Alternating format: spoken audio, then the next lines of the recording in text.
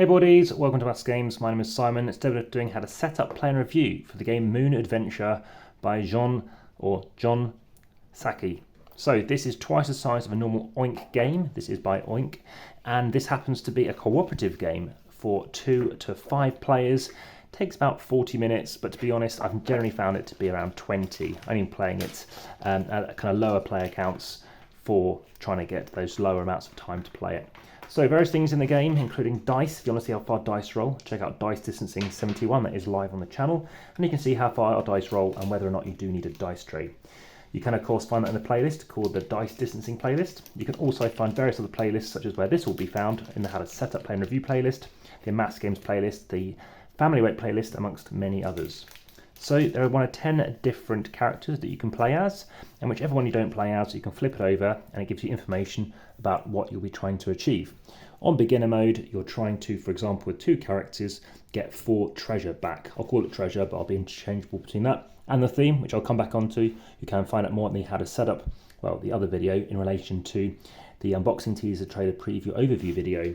On expert mode, you need 5. On beginner mode, you need 4. So you're going to pick 2 characters. Let me just give you who we last played as. So we had the courier involved and we had the inventor. So lots of variable setup going on there. I'll come back to that towards the end of the video. Various character pieces. This is a re-implementation of the game Deep Sea Adventure, which you can also find on the channel. So as and when you need to take void counters, they're going to be in there too. You're also going to need various other things in play. Now there are various different rules available. Obviously in this instance you maybe just want the English ones. Everything else can go away. So in this particular game, there's definitely a theme going on here, and basically you're trapped on the moon due to a massive magnetic storm originating from the sun, and all of the supplies have been scattered around the surface. You and your fellow astronauts are desperately trying to recover the scattered supplies, and whilst your oxygen levels are falling, the Moon Adventure in this cooperative board game is where everyone must work together to complete the mission and trust in your wits and your friends to make it back alive. Okay, so let's show you what's in here. So a bit like Deep Sea Adventure, if you have seen my other videos for that, you'll be familiar with the fact that you do need to know that there are various different counters in here. Now what's quite good in this particular leaflet, or the rule book, is it does tell you about the distribution, which you don't find in Deep Sea Adventure. So various tokens, you have something with nothing in it, you have some good goods. So on the level 3, you're going to find 3 good goods. On level 4, you're going to find 4 good and 3 bad. And on level 5, you're going to find 5 good and 5 bad. So next what you need to be doing is setting up initially, and very much like in Deep Sea Adventure, it's all about oxygen. So there we go, here are 2 characters in play. We can flip this over and just talk about our mission, but for now I think I'll leave it out of shot just because of the reflection. Okay, so what you're going to do is have your starting location. Let's have it down the bottom here. You are now going to randomly chuck these out so you don't know which is which, and your aim is to return successfully back with the right amount of correct green goods. And that is the big part of the game. A bit of luck as to whether or not you're going to get it. But considering you'll need, for example, 4 to come back successful in the beginner mode with 2 people, you're going to need 4. You might as well go out to level 4 perhaps, because there are 7 treasures, as I said, for each tier. And if you choose to go out to the that level 4 tier, you're guaranteed to get 4. As it says, it's got 4 available good treasures. So that's what you need to be going out to, and that is something to be aware of. So let's flip over the remainder. If you are enjoying the video, please ensure you hit that share button, the notification bell, the subscribe button, and of course that thumbs up. And if you want to see other videos, there have been daily videos for the past few years as well. So you make a snake, whatever you want to do, something like this. You can have a rover. At the end, you are also going to find that you can actually slot these things in, and they actually do hang. So if you wanted to do that, not that you need to. So choose your colour of choice. So I'll go lavender, let's say. Let's go something which isn't too like the lunar landscape, and go with this kind of teal blue colour. So everything else can go back away. You're also going to have these OGS, oxygen gas supply. So that's something to be aware of, because again we will be running out of gas. You're also going to need to take storage to keep your gas. So let me show you how you're going to be setting that up. Again, I'll just set up for 1 player initially. So you're going to take 5 of these. So let's leave them over here, let's say 1, 2, and let's wiggle this up somewhere else so it's not out of the way. 1, 2, 3, and let's move it further up. 4, 5. So that's where we're going to be keeping our gas, and actually what we'll do is have it sideways. So again, this is where you are able to keep oxygen. Oxygen is important because it's around action points. So the more action points you have, the more options you'll have available. And yes, you will be wanting to use as many actions as possible. So that's how it's going to work. Everyone's going to take, again, 5 in total. If you're playing as the carrier, you're going to get a 6th one though. And the thing about these containers, these locations where you can transport and carry these containers, is they allow you to carry oxygen. They also allow you to carry these treasures back as well. So you have a various different amounts of these, not as many of the 3s. You're going to shuffle these up and you're going to take 3 each. So you get 1, 2, 3, and just for the sake of it, I'll give you a 3 just to show you how different it looks. Again, there'll be a second player at least, and they're also going to have something else. So depending on who's got what, you might indicate who you have wanting to start. You're also going to have a magnetic storm, and that's going to start being shuffled into the deck once you have gone through your supply. So once you've gone through all the oxygen tanks, they're going to be coming in. So that's something to be aware of. So what's going to happen on your turn? Well, you're going to pick, and let's say we go with a 2 initially. You're going to take 2 dice and roll them, and that's how many action points you have. Not very good initially with only 3. So in this instance, let's say that the inventor is moving first.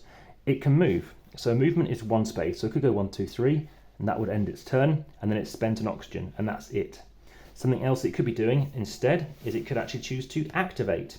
In that case, it could be not moving in this instance, spending 3 to chuck down an oxygen supply.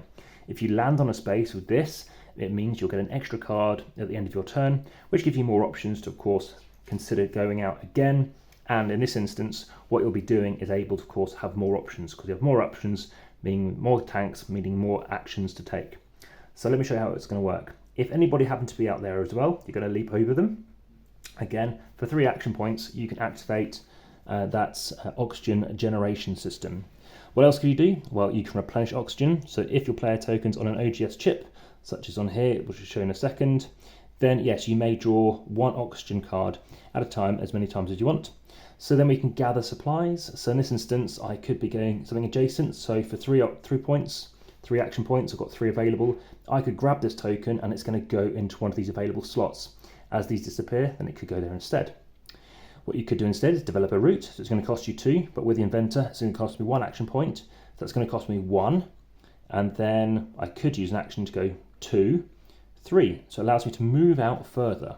Now, if you've got something on here, so if you've got one of these locations, you cannot take one of these chips. So these are called chips. You cannot take one, so that's something to be aware of. So if you want to be placing something down, yeah, you're going to have an issue with that. So these root tokens, again, you cannot take from underneath if they're on top of them. But again, you could be using them up.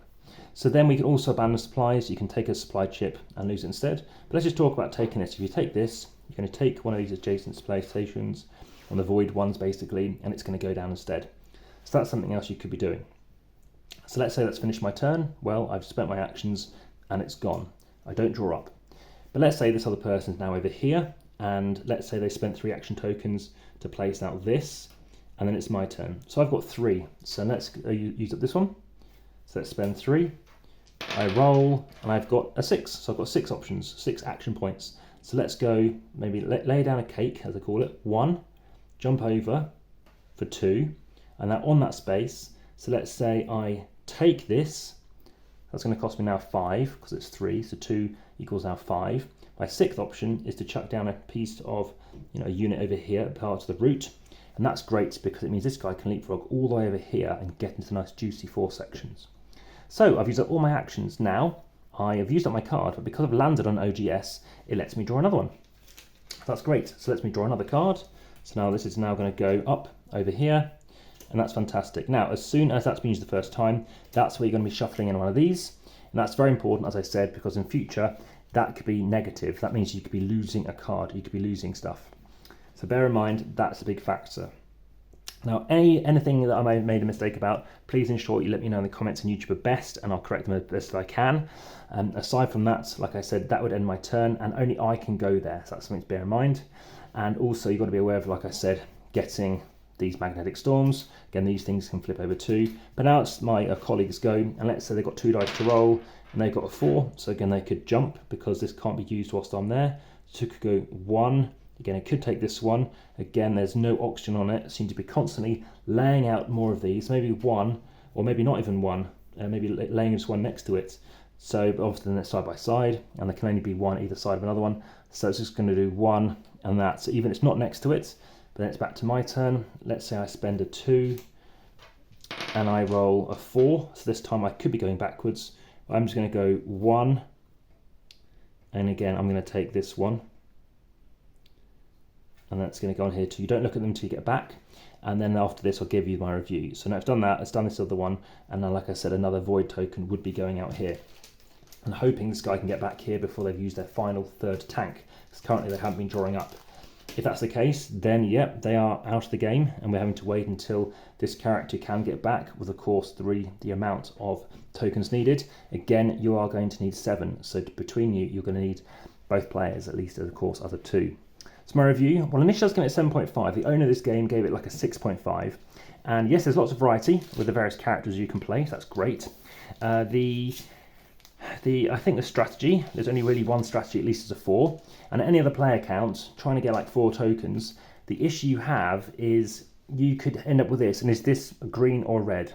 Well, it's green, and it's likely to be green. Whereas was this green or red? I got very lucky here, and I got very lucky here as well, but equally, this might be red. Yeah, so you might end up not taking one of these tokens, and that's a big part of the game. So there's more luck, especially because you've got dice as well. Dice are fine because you can mitigate it, you know what you're using, and it's action points as well. But what can be frustrating is what you're doing is quite limiting on, obviously, your replayability. Yes, you have different characters, and that's really good to see there's different choices. It's quite Subterra-like is how I think about it too. So that's something that you might want to consider checking out the channel as well. I've got various videos for that. And like I said, it's a very interesting game. I do prefer Deep Sea Venture though. I respect obviously what it's trying to do. Slightly fiddly. Yes, these tokens make a lot of sense. I do like that kind of route building element. Everything does fit back in the box, but please be aware that these are, this is quite tight to fit everything in. And yeah, I think with more players, I mean, like I said, it's quick to play as a 2. It's quick to lose. We lost very quickly for that first few games, and yeah, it's definitely a different kind of thing to try out. It is, I guess, a re-implementation, even though it's slightly different. Yes, you have the oxygen. Yes, you have the going along track, and you also got this idea of shared resource idea of trying to collect goods, and other goods going to be any good to you. But for some reason, Deep Sea Adventure, whilst it's got that luck too, you get to know at the end of each round, so that's different. It's a round-based game, whereas this isn't. So that is something that I think, I'm not saying it holds against it, but it is something that you might want to reevaluate whether or not that is for you. Like I said, having 10 characters, the fact you can't play with all of them at once is appreciative, and the way they have chosen to go about keeping an eye on everything else. If you have any other questions, of course, please let me know. Again, some of the terminology I was being very generic, so they might not necessarily be called treasures. But I hope you found this of interest, and of course, back to the table.